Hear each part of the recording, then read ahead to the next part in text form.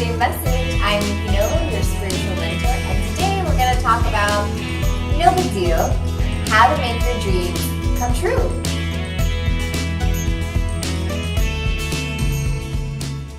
I love hearing about other people's dreams. It's one of the best parts of my job. I get to have these conversations about what people want for their lives or what they're calling into their lives. But a lot of times our dreams can feel overwhelming because it feels like, how do I get from this place where I am right now to where I want to be? And even if we're doing what we need to do, manifesting, vision boarding, all that stuff, we might not feel like we're getting any closer. So today I really want to break it down for you so that you can see that dream catching can actually be easy.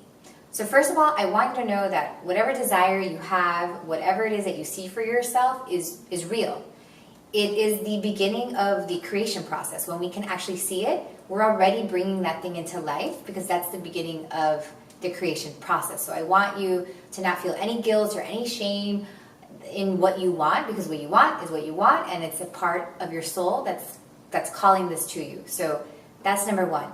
And number two, I want you to look at what you're doing today, because what you're doing today, whatever's happening in your present, is actually what creates your future. So I'll give you an example. I, a few years ago, was really frustrated that I, wasn't a published author. I wasn't doing some things in my work, but my present was not reflecting that at all. My present was, I was doing work for other people. I was, I had no boundaries. I would never put time into myself or into my work.